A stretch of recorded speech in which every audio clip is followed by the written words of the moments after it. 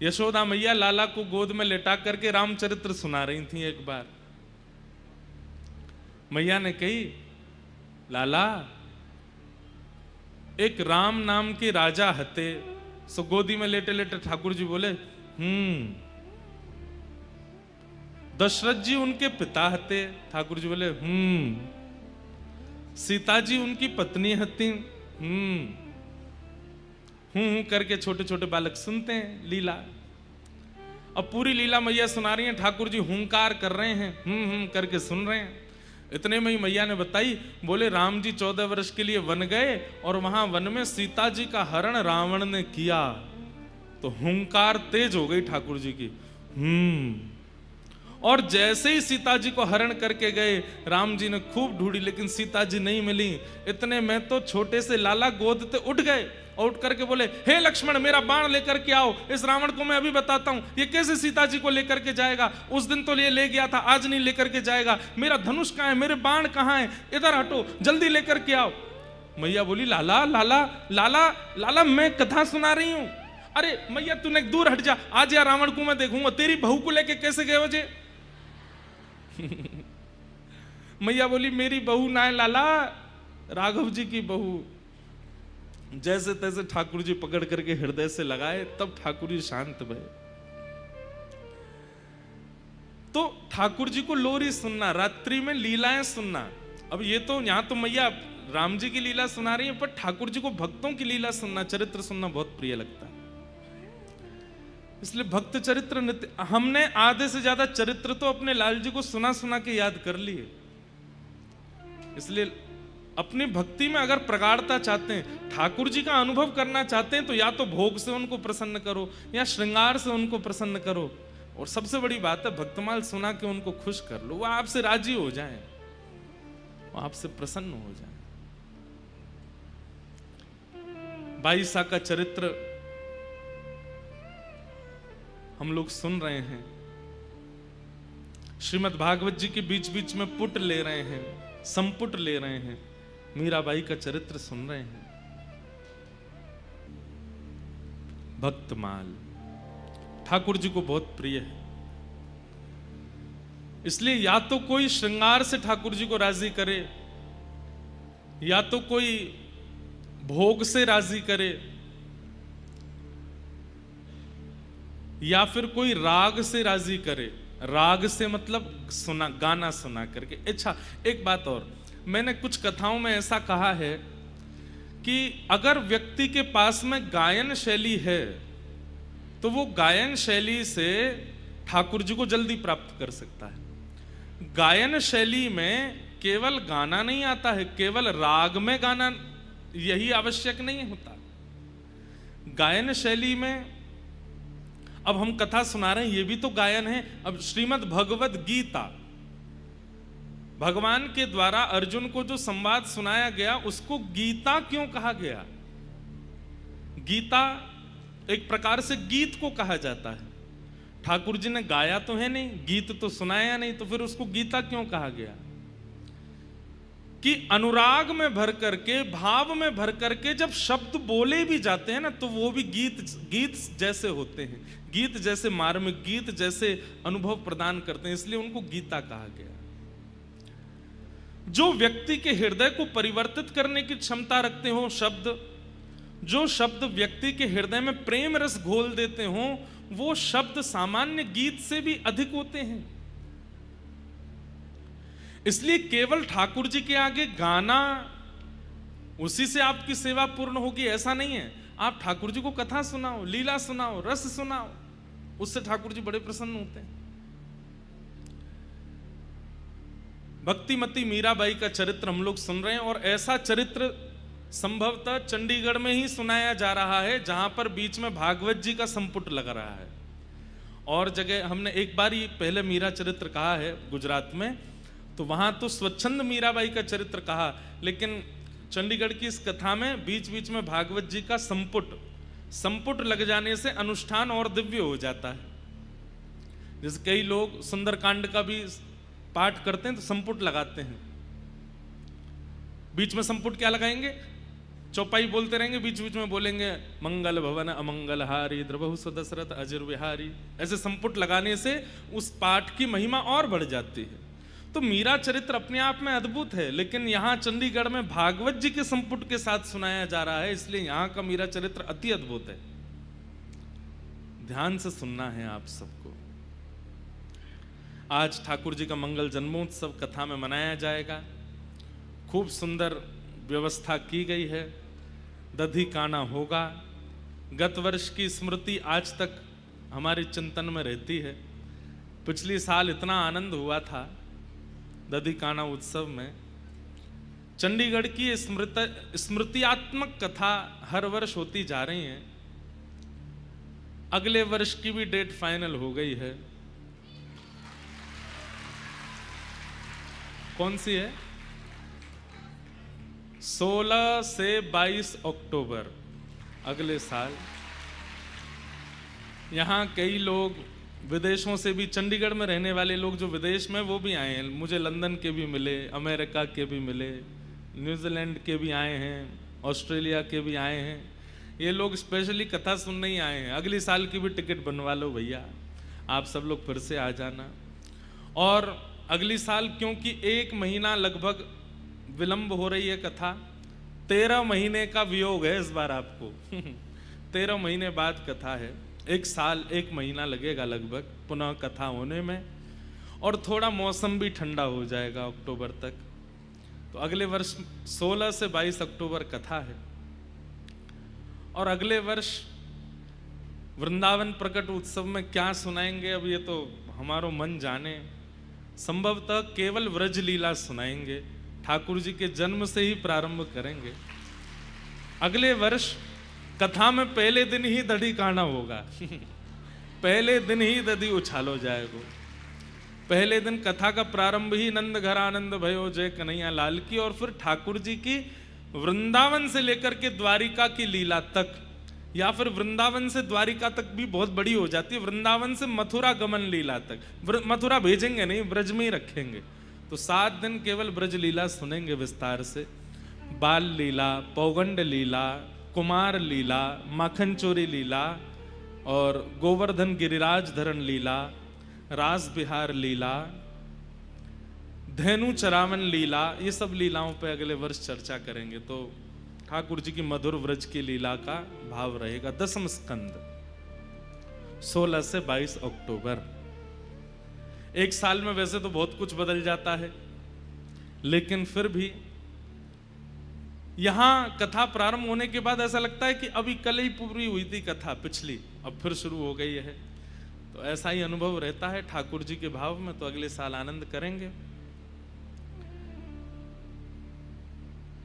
हम लोग कथा में थोड़ा सा प्रवेश करें और फिर मध्य में मीरा चरित्र भी श्रवण करेंगे।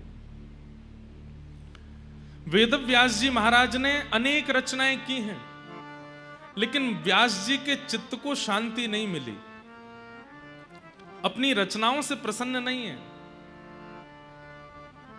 बहुत ध्यान से सुनिएगा बंधु। कई बार हम अति परिश्रम करते हैं, पर इतना परिश्रम करने के बाद भी आउटकम जो भी आवे, हम खुद ही अपनी क्रिया से संतुष्ट नहीं होते। कई बार ऐसा होता है, कथा करके हम जाते हैं, भले ही आप सब कितनी भी प्रशंसा करो, हमको संतुष्टि नहीं होती। हमको लगता है आज थोड़ी कमजोर रह गई, आज थोड़ा ये भाव नहीं बोल पाए, आज थोड़ा ऐसे नहीं सुना पाए, आज कथा को न्याय नहीं दे पाए। करने वाले व्यक्ति को अपनी क्रिया का पूर्ण भान होता है कि उसने उचित किया कि अनुचित किया, भले ही लोग कितनी भी प्रशंसा करें, उसको खुद को पता होता है कि मैंने क्या किया है। वेद व्यास जी महाराज ने इतने ग्रंथों की रचना कर दी, लेकिन उनके चित्त को शांति नहीं मिली। तब उनके पास नारद जी महाराज का आगमन हुआ, और नारद जी ने कहा, क्यों असंतुष्ट हो आप? व्यास जी बोले, पता नहीं, इतने ग्रंथ लिख लिख के रख दिए मैंने, पर मेरे मन को पता नहीं संतुष्टि नहीं हो रही है। ऐसा लगता है कि कुछ छूट गया है, कुछ रह गया है, कुछ कमी रह गई है अभी। तब नारद जी महाराज बोले, मैं बता दूं कमी क्या है? बोले बताओ। बहुत सुंदर बात है। ये बात हर व्यक्ति को अपने जीवन में लागू करनी चाहिए। अगर वो इस बात को जीवन में लागू करेगा तो कभी किसी भी क्रिया में अपूर्णता का अनुभव नहीं होगा, असंतुष्टि का अनुभव नहीं होगा। और वो बात क्या है कि भवतानुदित प्रायम यशो भगवतो मलम ये नैवासो न तुष्येत मन्ये तद्दर्शनम खिलम। व्यास जी, आपने अपनी क्रिया में सब चीजों का ध्यान रखा है। बहुत ध्यान से सुनिएगा, अपने ऊपर लागू करके सुनिएगा इस बात को। आपने अपनी क्रिया में सब बातों का ध्यान रखा है। समय का ध्यान रखा है, धन का ध्यान रखा है, धर्म का ध्यान रखा है, अर्थ का ध्यान रखा है, काम का ध्यान रखा है, मोक्ष का भी ध्यान रखा है। एक चीज को छोड़ दिया जिसके कारण असंतुष्टि लगती है, और वो क्या है? प्रेम। प्रेम नहीं। हमारे बी पराग जी गाने बनाते हैं, इतने अच्छे अच्छे गाने इनके होते हैं, हम भी भजन गाते हैं। सत्य बता रहे हैं अपनी बात। कितने ऐसे भजन होते हैं और आपके कितने ऐसे गाने होंगे जो अभी अनरिलीज्ड पड़े ही हैं, मन ही नहीं हो रहा निकालने का, संतुष्टि नहीं आ रही मन में।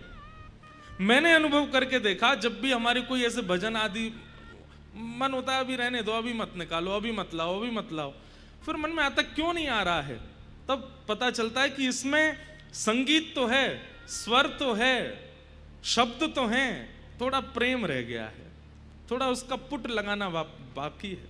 और जैसे ही आप उसमें प्रेम का पुट धर देते हैं ना, प्रेम का पुट कैसे लगता है? अब हमारे गायन में प्रेम का पुट कैसे लगता है हम बताएं। माइक सामने हो तो गाते समय ये विचार ना किया जाए कि ये खुश हो, वो नाचने लग जाएं, वो खुश हो, इनको अच्छा लगे, ये बढ़िया लगे, ये सब विचारधारा नहीं।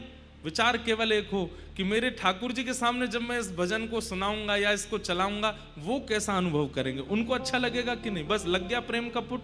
ये विचार करती जैसी गाया, अपने आप उस स्वर में आनंद आ जाता है। आप जीवन में कोई भी क्रिया कीजिए, आप जॉब करते हैं, बिजनेस करते हैं, गायन करते हैं, व्यापार करते हैं, दुकान चलाते हैं, चिकित्सा करते हैं, राजनीति करते हैं, सब छोड़ करके केवल प्रेम का बिंदु उसमें रखिए। आप अपनी क्रिया से असंतुष्ट हो ही नहीं सकते, और जब आप असंतुष्ट नहीं होगे तो आपकी क्रिया से कोई और असंतुष्ट नहीं हो सकता। ये बात निश्चित है। व्यक्ति बाकी सब विषयों का ध्यान रखता है, प्रेम को किनारे कर देता है, क्योंकि प्रेम में फायदा ज्यादा नहीं होता ना। बहुत ध्यान से सुनिएगा, प्रेम में फायदा ज्यादा नहीं होता, प्रेम में मुनाफा नहीं होता, प्रेम में तो घाटा ही होता है। लेकिन खुद को अच्छा लगता है बस। हाँ, हो सकता है उतने आपके गाने में व्यूज ना आवे, उतना वो पॉपुलर ना हो, लेकिन आप खुश रहोगे अपने उस भाव से, अपने उस पद से।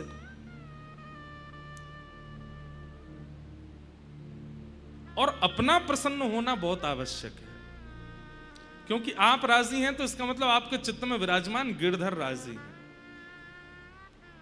संतुष्ट होना सबसे बड़ी बात है, पर आज के समय में संसार के लोग संतुष्ट होने पर ध्यान नहीं देते, संतुष्ट करने पर ध्यान रखते हैं। ये संतुष्ट होना चाहिए, ये खुश होना चाहिए, इसको अच्छा लगना चाहिए, और इसके कारण वो खुद ही दुखी रहता है। आप स्वयं संतुष्ट होइए, और स्वयं संतुष्ट प्रेम से हुआ जाता है। मीराबाई चिंता नहीं करती हैं, कलम पद गा रहे थे ना, मैं तो गोविंद रा गुण गासूं, राणा जी रूठे तो मने काय करसी, चरणामृत रा नेम हमारा निथ उठ दर्शन पासूं, राम नाम रा झाज चलास्या भव सागर तर जासूं, राणा जी रूठे तो मने काय करसी। इनको संतुष्ट करने के लिए थोड़ी रह रही हूं मैं तो भजन अपने गिरधर को खुश करने के लिए गाती हूं। मीराबाई से संतुष्टि सीखो। मीराबाई कल हमने सुना कि गिरधर लाल जी को गोद में लिए विदा हो गए अपने घर से। बहुत प्रसन्न है, बिल्कुल उदास नहीं है, पूरा मेड़ता रो रहा है, लेकिन मीराबाई नहीं रो रही हैं। क्यों? क्योंकि मन में वही छवि घूम रही है। रात्रि में आए थे, श्याम सुंदर ने ऐसे हाथ पकड़ा था, ऐसे मांग में सिंदूर भरा था, ऐसे मेरे साथ भामर लिए थे, और वही सोच सोच के हंसती रहती हैं और कभी कभी रोने लग जाती हैं। जैसे ही मीराबाई मेवाड़ पहुंची, मेवाड़ आते ही पूरे मेवाड़ के लोग, बड़े बड़े राजा, बड़े बड़े राजकुमार, सब लोग खड़े हैं स्वागत में। बड़े बड़े हाथियों पर लोग बैठ करके पुष्प वर्षण कर रहे हैं, मंगल बाजे बजाए जा रहे हैं। मेवाड़ घराना, मेवाड़ राजवंश उस समय का सबसे विशिष्ट राजवंश था, जो आज तक कभी किसी से हारा नहीं था। और उस राजवंश के कुल दीपक, उनके साथ मीराबाई का ब्याह हुआ है। हल्ला मच गया, जल्दी चलो जल्दी चलो, बहुसा आई हैं, बहुसा आई हैं हमारी। जैसे ही डोली रुकी, मीराबाई बाहर आए तो द्वार पर सास, बड़ सास, छोटी सास और ननद सब खड़ी हैं। मीराबाई के उतरते ही सब लोग नजर उतार रहे। सुंदर तो इतनी थी मीराबाई कि उनका रूप देख करके, चरित्र आता है मीराबाई के प्रसंग में कि एक मन चले व्यक्ति को बाईसा कहीं नृत्य करते हुए दिख गई थी, और उसने दूर से जब मीराबाई को देखा तो उसने मन बना लिया कि चाहे मेरे प्राण चले जाएं, पर एक बार इनका स्पर्श तो करूंगा मैं, इतनी सुंदर है। और स्पर्श करने की भावना से उसने संत का रूप धारण कर लिया, क्योंकि वो संतों को तो पदरामनी करती थी, आरती करती थी, उनके पास बैठ करके सत्संग करती थी। संत का रूप धारण करके चला गया। मीराबाई ने उसका स्वागत किया, आरती की, तिलक किया, चरण में पुष्प रखे और कहा कुछ दो शब्द सुनाइए ना। तो वो बोला कि मैं अभी असंतुष्ट हूं, पहले मुझे संतुष्ट करो। बाई साहब बोली कैसे संतुष्ट होंगे आप? बोले आपका जो रूप रस है इसका मुझे आस्वादन करना है। बाई साहब समझ गए ये कोई मनचला व्यक्ति है, लेकिन संत का रूप धारण करके आए। बाई साहब बोली आपने कह दिया और मैं पूरा ना करूं, ऐसा हो सकता है? चलिए। और कहां लेके गई? जहां पर संतों की जमात बैठी थी, वहां संतों की जमात के बीच में आसन लगाया, और आसन लगा करके बोली अब मैं यहां बैठ जाती हूं, आप मेरे सामने बैठ जाओ, ये सब संत दर्शन करेंगे, आपके मन में जो भावना हो आप पूरी कर लो। जब बाईसा ने ऐसी भावना कही, पता नहीं क्या हुआ, उसका हृदय अंदर से मानो जैसे निचुड़ने लगा, उसकी आत्मा जैसे मानो रोने लगी, और वो व्याकुल हो गया, पीड़ित हो गया, रुदन करने लगा, चरण पकड़ लिए मीराबाई के। मुझे क्षमा कर दो, मुझसे अपराध हो गया, मैं आपको ऐसी दृष्टि से कैसे देख सकता हूं। सुंदरता आज भी है लोगों में, पर हमारा सुंदरता, हमारी सुंदरता सामने वाले के चित्त में किस भावना को जन्म देता है, इससे पता चलता है कि हमारा चित्त कैसा है। बाईसा की सुंदरता ऐसी है कि वो जहां जाती हैं उनको देख करके, वो सुंदर इतनी है कि उनको देख करके किसी के चित्त में कुछ भी भाव प्रकट हो, पर किसी के चित्त में अगर काम होता भी है ना, तो बाईसा को देख करके काम नष्ट और हो जाता है।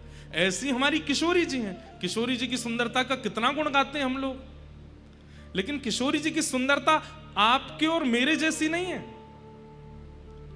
हमारी आपकी सुंदरता किसी के चित्त में दुर्भाव प्रकट कर सकती है, पर किशोरी जी की सुंदरता किसी का चित्त दूषित है तो किशोरी जी को देख ले तो शुद्ध और हो जाएगा।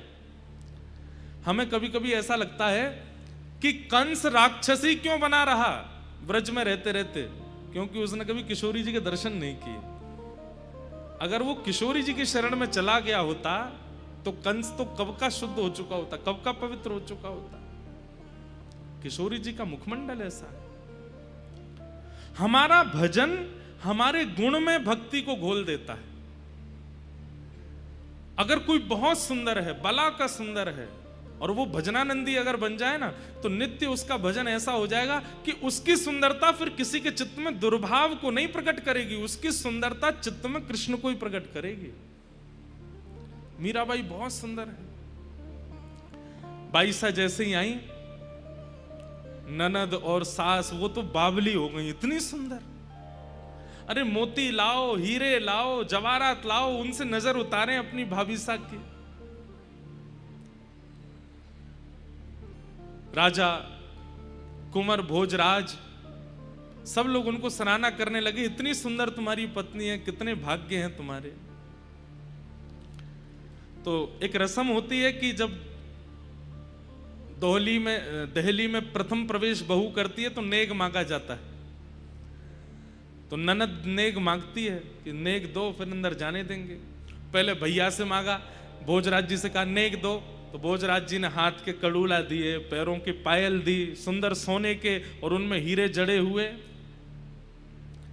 बोले भैया ने तो हाथ और पैर की पायल दी भाभी साहब, अब आप नेक दो, और आप तो गले का हार दो, आपका हार मुझे बहुत अच्छा लग रहा है। तो मीराबाई ने ऊपर एक हार पहना हुआ था, तो बोली ननद जी ये तो बाह्य हार दिखाई दे रहा है, असली हार तो इसके अंदर पहना है, वो आपको देती हूँ। अंदर क्या था? अंदर कंठी माला पहन रखी थी। अपने गले से कंठी उतारी और कंठी उतार करके ननद के गले में बांध दी। महाराज ननद को तो इतनी अवहेलना लगी अपनी, और बाई साहब वहीं खड़े खड़े प्रवचन देने लगी। क्या बोले कि ये जो है ना सोने का, अगर इसको पहन करके आप रखोगी, इस पर चोर की भी दृष्टि जा सकती है, वो चुराने का उसका मन हो जाएगा। और हे ननद जी, कल को जब आपके प्राण निकलेंगे ना, तो ये उतार लिया जाएगा। हाथ के कंगन, पैर के कड़ूला और ये गले के हार सब उतार लिए जाएंगे, लेकिन कंठी को कोई नहीं उतारेगा, इसलिए कंठी पहन के रहो आप। ये तो मरते दम तक संग रहती है और कल्याण और करती है, ठाकुर जी की प्राप्ति कराती है। उतार करके पकड़ के फेंक दी। बोले ये तो पहला दिन है इनके आने का, आप जानती हैं आप कहां आई हैं? ये मेवाड़ है, ये मेड़ता में पहनते होंगे लकड़ियां, मेड़ता में पहनते होंगे कंठी आदि, हमारे यहां कोई नहीं पहनता है। ऐसे ऐसे रत्न हैं, अभी तो आप आई हैं, देखिएगा भीतर। अरे नहीं देना तो मना कर दीजिए, ये लकड़ियां मत पहनाइए मेरे गले में।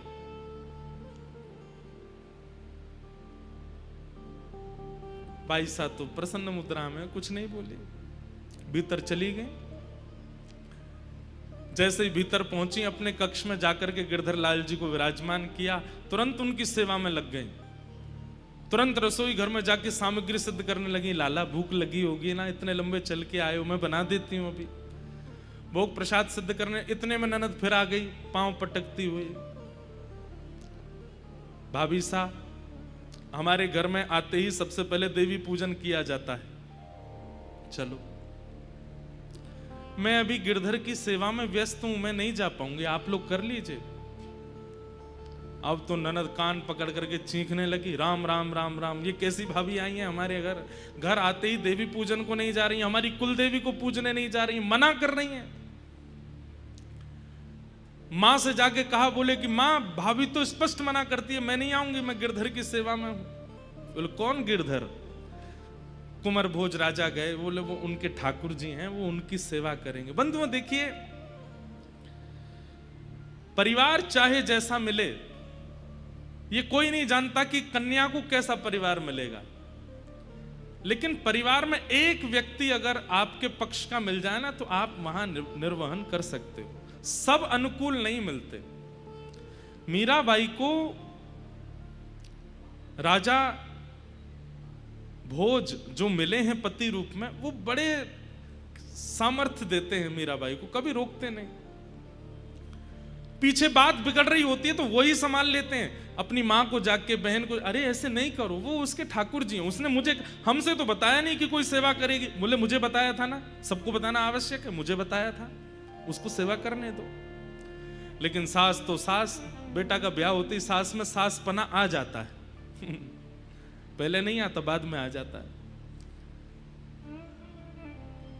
मना कर दिया था कि नहीं आ पाऊंगी, तो फिर भेजा, बोले तू जा और बोल कि मेरी आज्ञा है, देवी पूजा के लिए आना पड़ेगा अभी इसी वक्त। यहां भाई साहब खीर परोस नहीं है ठाकुर जी को, ननद फिर से आई, बोले कि माँ ने आज्ञा की है, आपको चलना पड़ेगा। मीराबाई बोली मैं नहीं आ पाऊंगी, अभी गिरधर को भोग लगाना है, खीर बनी है, अभी तो सब्जी सिद्ध करनी है, पूड़ी उतारनी है, और फिर लाला को ज्यादा गर्म नहीं पवाते, थोड़ा ठंडा करना पड़ेगा, फिर अपने हाथ से पवाना पड़ता है, स्वयं तोड़ के पानी पाते। फिर मना कर दिया। ननद चिल्लाने लगी, आपको पता है देवी पूजन करने से क्या होता है? बोले क्या होता है? बोले सुहाग अजर अमर हो जाता है। आप नहीं चाहती कि आपका सुहाग अमर हो जाए? मीराबाई बोली जो जन्म से ही अजर अमर हो उसके लिए क्या प्रार्थना करूं? मेरे सुहाग तो जन्मे ही अजर अमर हैं। अब वहां ननद सोच रही है कि मेरे भाई के लिए बोल रही हैं ऐसा। बोले वो तो आपकी भावना अच्छी है, पर अपने पति की लंबी आयु के लिए देवी पूजन करना होता है, हमारे यहां आते ही आपको चलना चाहिए। मीराबाई अब थोड़ी सी नाराज हो गई, क्योंकि सेवा में विघ्न डाल रही हैं, तो हाथ पहुंचती हुई आई। बोले ननद जी आपने नहीं करी थी क्या देवी पूजा? क्योंकि इनकी ननद विधवा थी। तो मीराबाई बोली आपने नहीं करी थी देवी पूजा? बोले नहीं करी तो थी मैंने भी। तो फिर जीजा जी कहां चले गए? अब तो ननद और ज्यादा नाराज हो गई। वो तो महाराज उसी समय खटक गई मीराबाई। बोले अब नहीं छोड़ूंगे, अब ये रह के तो दिखाए। यहाँ पर नीचे आकर के उन्होंने तो रोना शुरू कर दिया महाराज, चीखना चिल्लाना, पूरे परिवार से कह दिया कि ये रहेंगी तो मैं नहीं रहूंगी। ये पहला दिन है मीराबाई का घर में। कुंवर भोज जाते हैं, मीराबाई को समझाते हैं, माँ की बात है आप मान लिया करो, ननद की बात है आप मान लिया करो। बोले मैं बात मानने से इनकार नहीं है, पर मेरा जो गिरधर लाल जी के समय है सेवा का, उस बीच में मैं नहीं कर सकती कुछ भी। मेरे लिए वो पाषाण नहीं है, वो मूर्ति नहीं है, वो मेरे साक्षात लाला है। उनकी सेवा करना मेरा कर्तव्य है।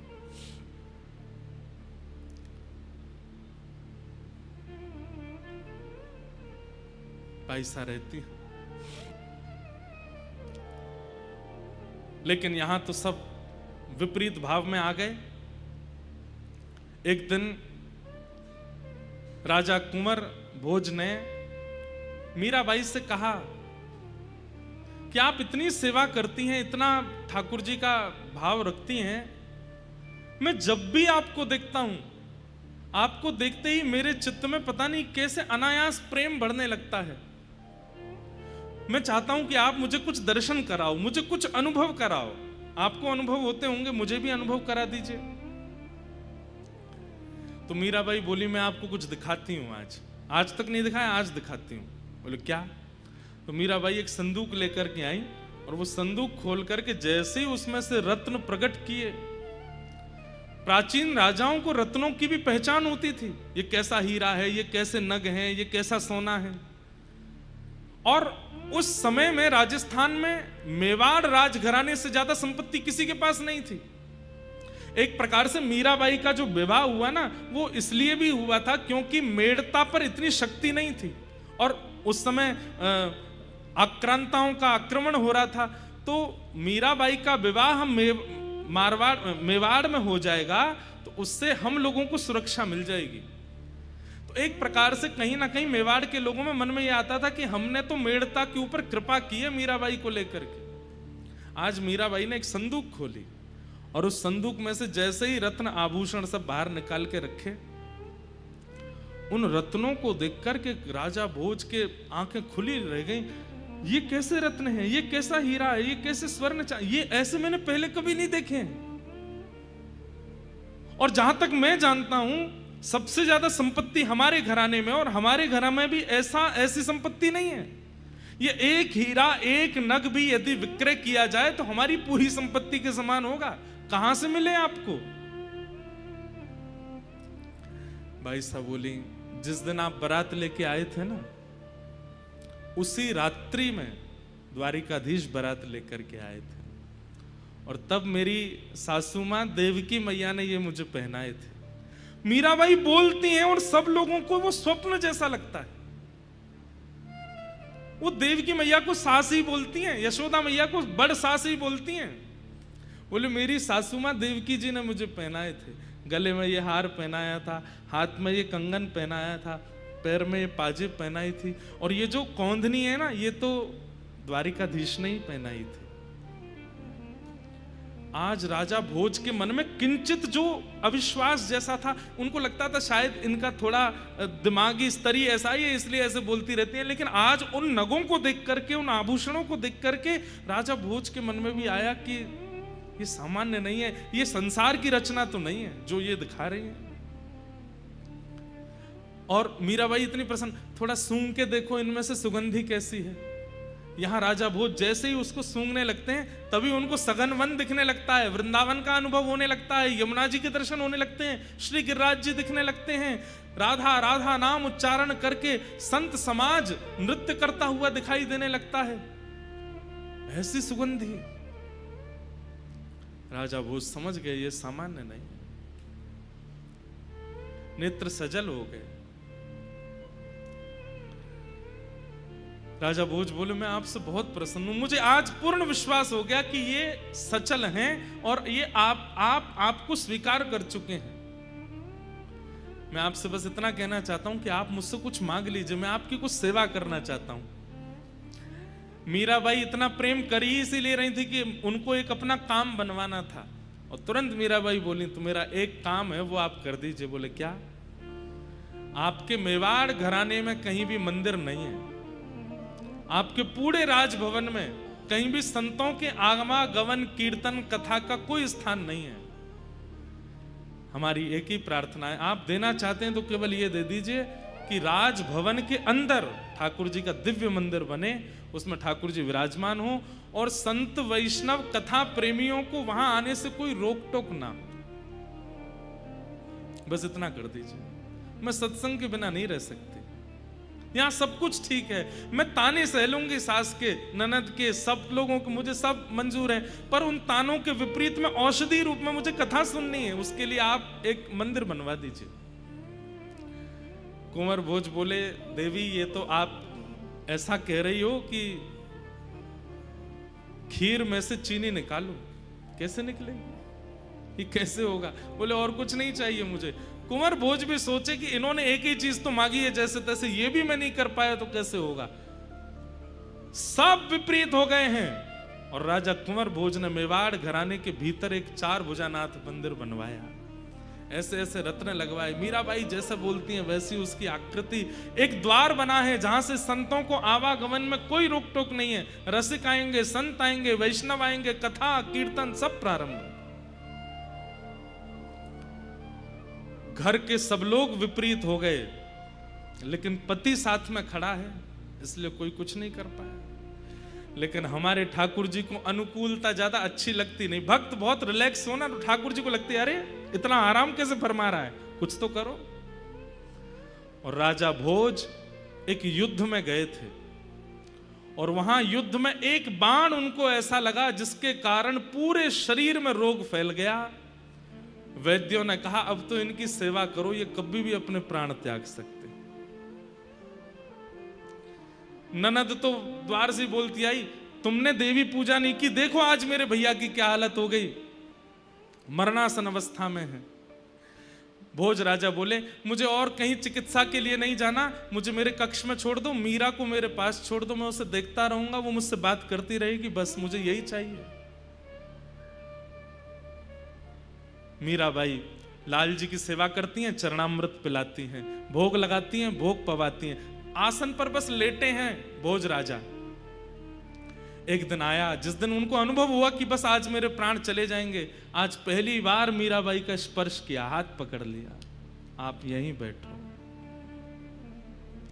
आपने मुझसे एक बात मांगी थी, मैंने पूरी की, अब मैं आपसे कुछ मांगू? मीराबाई बोली क्या? बोले मुझे भी वो दर्शन करना है जो आप करती। बंधुओं, मीराबाई तभी एक कीर्तन गाने लगी और उस कीर्तन को गाते गाते गाते गाते राजा भोज मीराबाई की गोद में ही सर रख करके लेटे हैं और बाई साहब के मुख की ओर देख रहे हैं।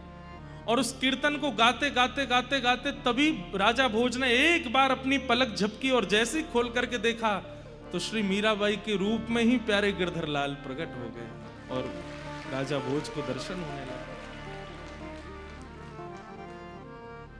राजा भोज बोले,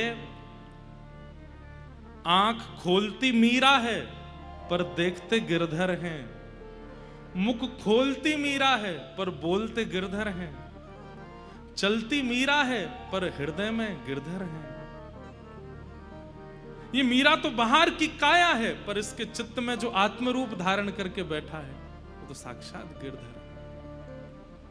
आज मीराबाई के रूप में ही प्यारे गिरधर लाल जी का दर्शन हो गया, नेत्र सजल हो गए राजा भोज के। और कहा अब एक चीज और दे दीजिए। बोले क्या? अपने चरण स्पर्श करा दीजिए। मीराबाई बोली ये आज्ञा तो मैं नहीं दे सकती। बोले नहीं, बस और कुछ नहीं चाहिए, बस अपने चरण स्पर्श करा दीजिए एक बार। मीराबाई बार बार मना करती रही पर राजा भोज जिद पर अड़ गए। मैं तब तक प्राण नहीं त्यागूंगा, मुझे प्राण त्यागने हैं, अब मेरा अंतिम समय है। आज मीराबाई भी रो रही हैं। बोले कि आप मेरे परम मित्र हैं, आप मेरे परम सखा हैं, इस प्रकार आप मत जाइए। बोले बस अपना चरण स्पर्श करा दीजिए। बाईसा तो मना करती नहीं पर राजा भोज ने जैसे ही बाईसा के चरण स्पर्श किए और स्पर्श करके माथे से अपना हाथ लगाया, उसी क्षण राजा भोज उनके प्राण निकल गए। हाहाकार मच गया मेवाड़ में। हमारे युवराज चले गए। दौड़ करके जाके देखा तो एक और बात थी। आज वैसे तो मीराबाई कभी श्रृंगार करती नहीं थी, जोगन भेष में रहती थी। आज उन्होंने पता नहीं ठाकुर जी का कोई उत्सव करने के लिए 16 श्रृंगार और कर रखे हैं। सर से नख तक पूरे श्रृंगार में है आज मीराबाई। और उनकी गोद में राजा भोज मरणासन है, मृत्यु सैया पर है, मर चुके हैं। और इस दृश्य को देख करके तो और आग बबूला हो गए घर के लोग।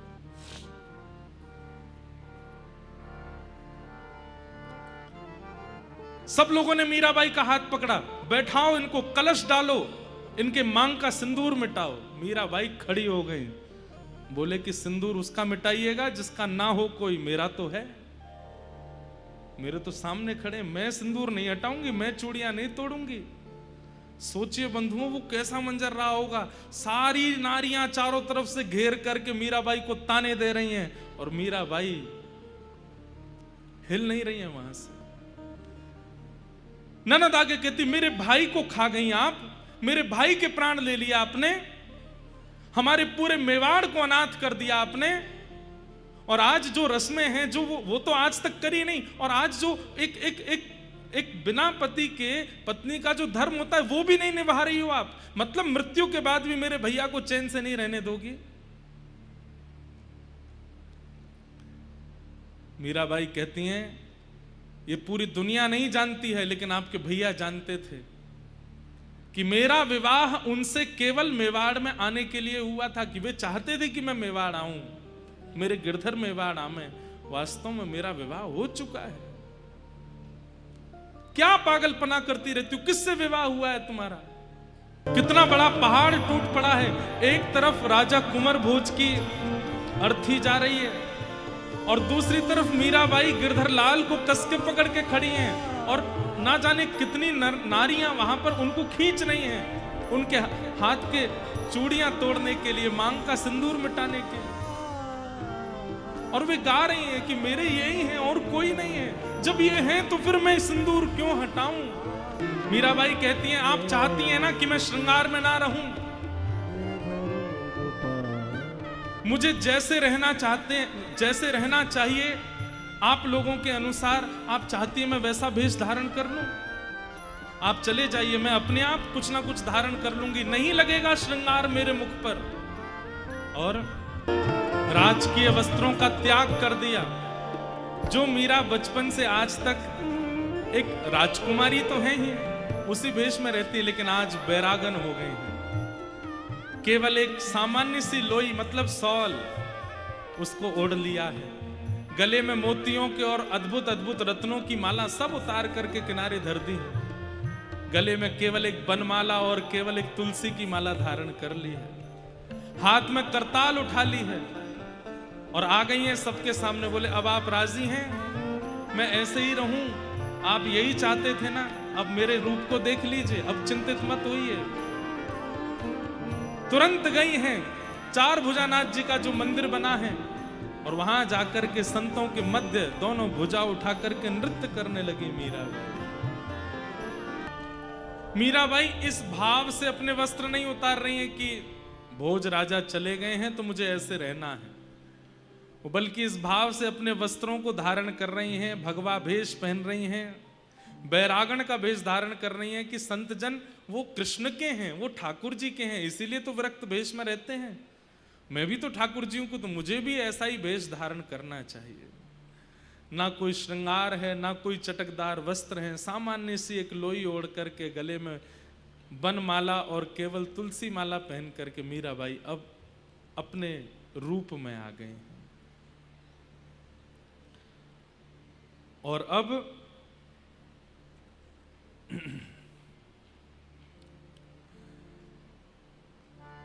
मेवाड़ का राजा बना दिया गया है कुंवर भोजराज के छोटे भाई को, जिसे सब राणा कह करके बुलाते हैं। और आप सुनकर के आश्चर्यचकित होंगे, राज्य गद्दी पर बैठते ही राजा सबसे पहला निर्णय जो लेता है वो निर्णय बहुत महत्वपूर्ण होता है। और यहां राणा ने सबसे पहले राज्य गद्दी पर बैठते ही निर्णय लिया है, मीराबाई की मृत्यु, मेरे भाई को मारने वाली, मेरे पूरे परिवार का नाश करने वाली मीरा को मैं जीवित नहीं देख सकता। उसे मरवाना है, चाहे जैसे मरे, उनकी मृत्यु मुझे चाहिए।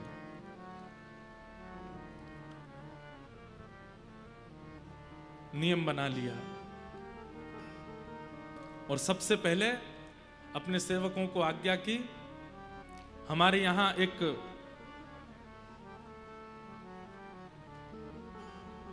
बंधी बना हुआ बाघ है, एक शेर है, उस शेर को मीराबाई के कक्ष के पास छोड़ दो।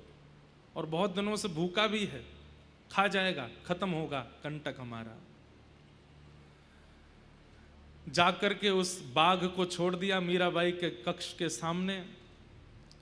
सुबह सुबह का समय मीराबाई भोर का पद गा रही हैं, ठाकुर जी को जगा रही हैं, गा रही हैं पद।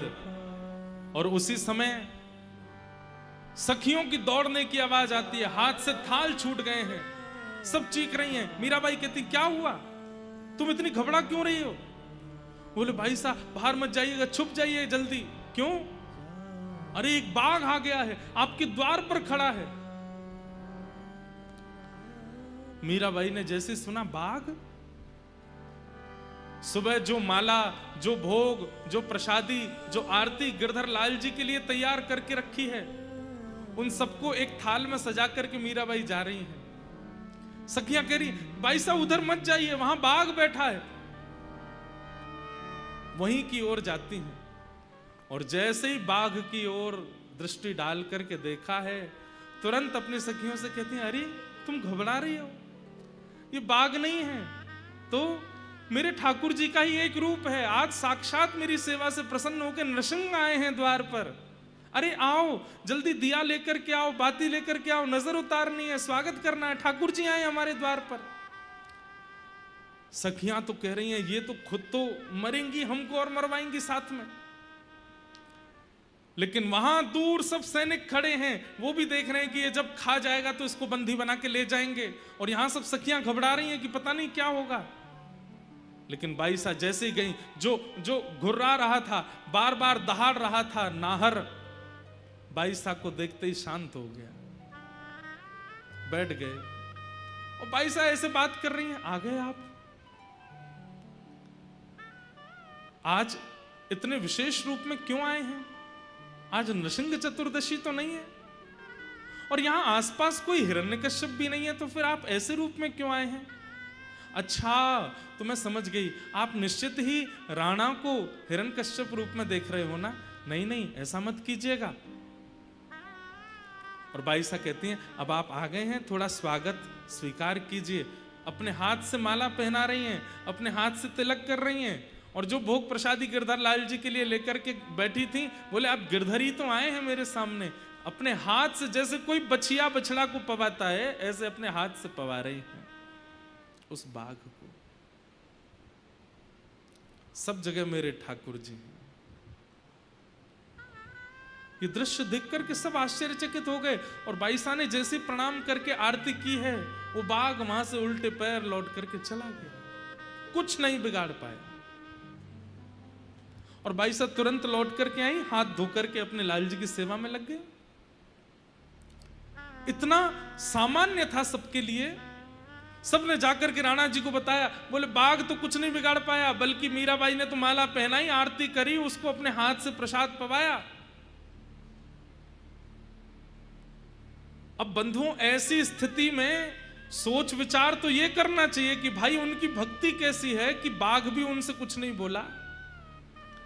लेकिन राणा क्या विचार कर रहा है, ये छोटे देश की आई है ना, जादू सीख के आई है, इसको तंत्र आता है, और उस तंत्र से इसने बाघ को अपने वश में कर लिया। पहले मेरे भैया को अपने वश में किया था, अब उस बाघ को अपने वश में कर लिया है।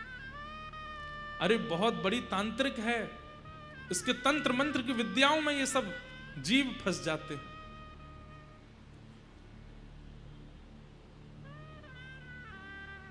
तंत्र मंत्र जीवों पर काम करेगा, पर ऐसे बड़े तांत्रिकों को नष्ट करने के लिए मेरे पास दूसरा उपाय भी है। और दूसरा उपाय क्या है? हमारे राजभवन के पिछले द्वार में एक भूत बंगला है, उसके सामने से भी कोई निकल जाता है तो रात में उसको पीड़ा हो जाती है, 2-4 दिन में मृत्यु भूत चढ़ जाते हैं उसके ऊपर। मीराबाई को कैसे भी करके उस भवन में पहुंचा दो, उस कक्ष में पहुंचा दो। बाईसा को लेकर के उस भूतिया भवन में लेकर के गए, जहां पर अनेक पिशाच, अनेक भूत प्रेत आदि सब होंगे।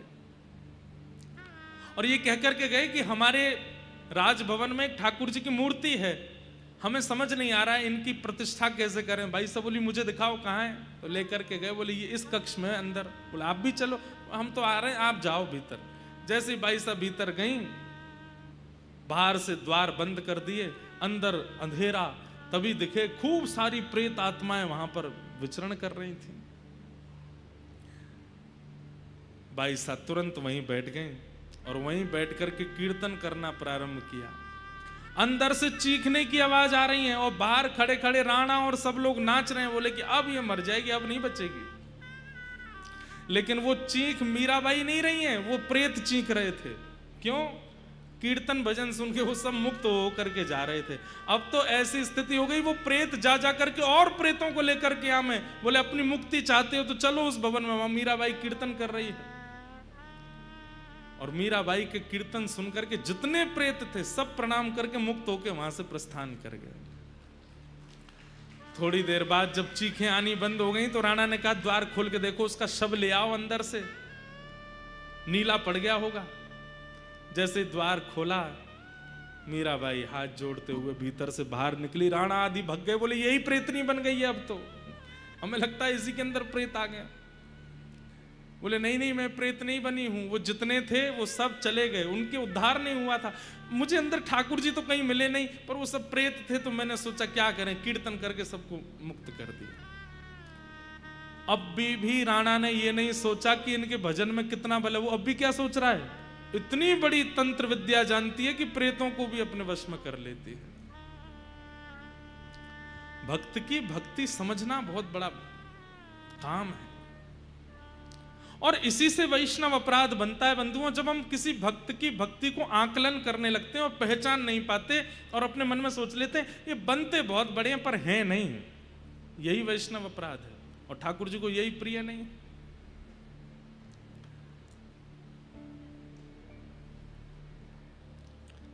लेकिन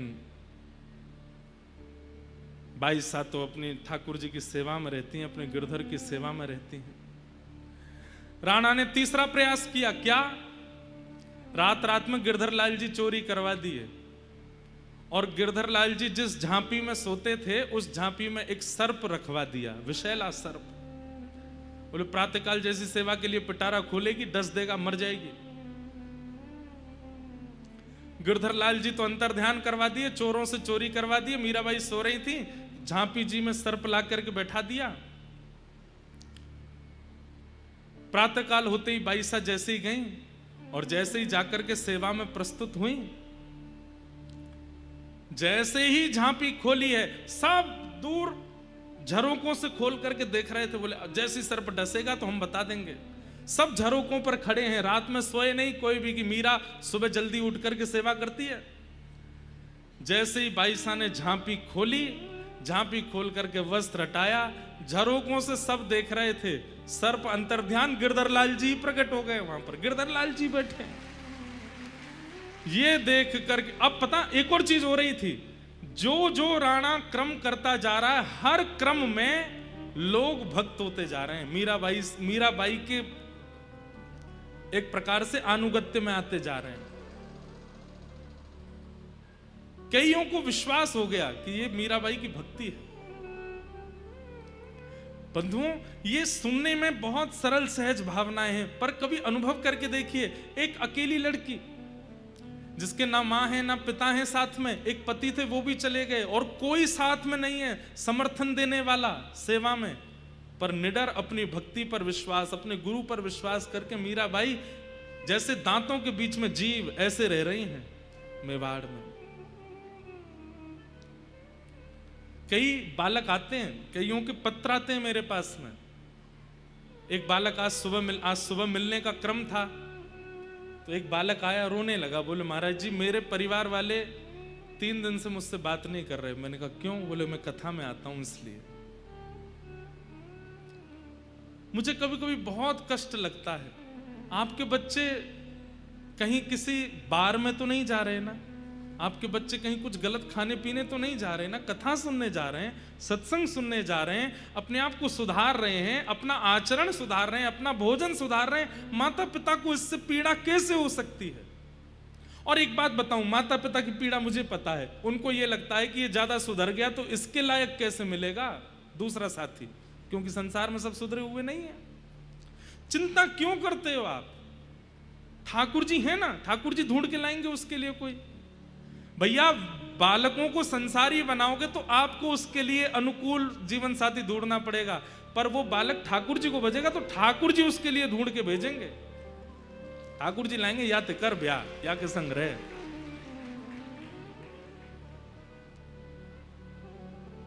क्यों इतनी चिंता बन जाती है? ऐसे माता पिताओं, अगर वो सुनते हैं तो हमारी प्रार्थना है, बालकों को मत रोका कीजिए। बहुत मुश्किल से भारत में फिर से भक्ति आ रही है। कोविड से पहले का भारत बहुत विचित्र था, पर ये कोविड के बाद में एक प्रकार से किशोरी जी ने बड़ी कृपा कर दी है कि अब बालकों में फिर से भक्ति आ रही है। अब आने वाली जनरेशन थोड़ी थोड़ी भक्ति में हो रही है, थोड़ा भजन करती है, वृंदावन की ओर रुझान, कथाओं की ओर रुझान उनका बढ़ रहा है। बहुत मुश्किल से भक्ति आई है। सूरदास जी एक पद में कहते हैं, संबत 2000 के पीछे ऐसो योग बढ़े, पूर्व पश्चिम उत्तर दक्षिण चहुविधि काल फिरे। 2000 जिसमें हम लोग जी रहे हैं अभी, सूरदास जी ने अपने पद में लिखा है कि जब 2000 वर्ष प्रारंभ होगा, ऐसा योग बनेगा कि पूरब पश्चिम उत्तर दक्षिण चारों दिशा से काल आक्रमण करेगा। लेकिन उसी पद में सूरदास जी कहते हैं, भक्ति की बेल बढ़े। बीच में एक समय ऐसा आएगा 50 साल के लिए, 60 साल के लिए, कि भक्ति की बेल बढ़ेगी। उन 50 सालों में जो जो जन्म लेकर के किशोरी जी का नाम आश्रय ले लेंगे, बस वही मुक्त होंगे और कोई मुक्त नहीं होगा। हम उस काल में हैं अभी। मुझे वो पूरा पद मिलेगा तो मैं सुनाऊंगा। सूरदास जी भविष्य कथन कर रहे हैं, संबत 2000 के पीछे ऐसो जोग बने, पूरब पश्चिम उत्तर दक्षिण चहुविधि काल फिरे। और उसी बीच में जब काल अपना कलयुग अपने पैर पसार रहा होगा, तब बीच में भक्ति की बेल बढ़े। ये कोविड के बाद भक्ति बढ़ रही है, और इस बेल का आश्रय जितने, बेल क्या होता है, वो ऐसे चढ़ती है ऊपर, उस बेल के आश्रय में जो वृक्ष आता है ना, वो वृक्ष अत्यंत आनंदित हो जाता है, क्योंकि उसका जो रूखापन है, वृक्ष की जो बीच की हिस्सा होता है वो सूखा होता है, वो इतना सुंदर नहीं होता, पर उसमें जब बेल चढ़ जाती है तो उसकी सुंदरता निखर आती है। काटने वाला व्यक्ति भी उस वृक्ष को नहीं काटता जिसमें बेल चढ़ी होती है, क्यों, सुंदर लग रहा है, इसको क्यों काटें। ऐसे ही बोले कि भाई जब काल फिर रहा होगा चारों ओर, सबको काटेगा, लेकिन जब भक्ति की बेल में लदे हुए किसी वृक्ष को देखेगा, उसकी सुंदरता देख के काल उसे छोड़ देगा, उस पर आक्रमण नहीं करेगा। भक्ति की बेल फैल रही है, जितने बालक, जितने युवा, जितने जन इस बेल के आश्रय में आ जाएंगे, काल कलयुग से बच जाएंगे। नहीं तो इस संसार में बचने का और कोई साधन नहीं। धीरे धीरे सब मीराबाई के होते चले गए। कहां तक कहें, वो जो ननद थी मीराबाई की, जो सबसे ज्यादा चिढ़ती थी उनसे, अब उसको भी मन में तनिक तनिक विश्वास होने लगा कि ये तंत्र नहीं हो सकता, ये मंत्र नहीं हो सकता। तंत्र भी कुछ समय तक चलता है, हमेशा नहीं चलता। जो तंत्र मंत्र जानते हैं उनका भी ज्यादा दिन बोलबाला रहता नहीं।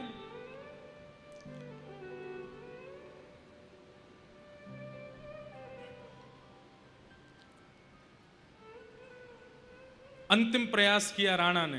क्या प्रयास तो अनेक करने थे, पर इस प्रयास के बाद मीराबाई चली गई वहां से।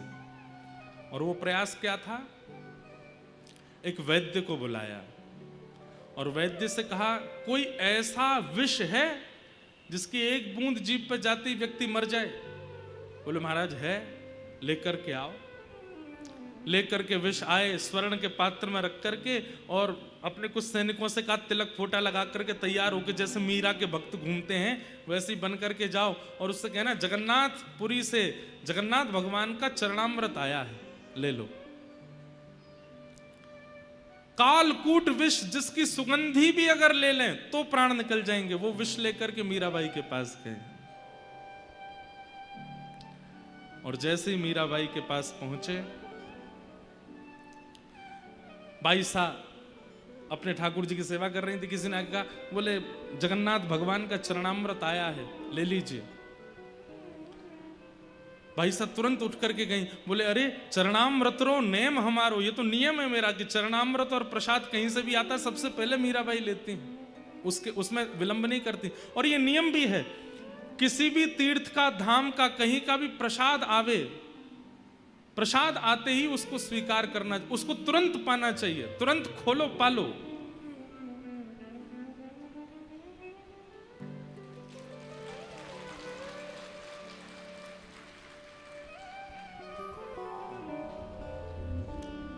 बोलो वृंदावन बिहारी लाल की।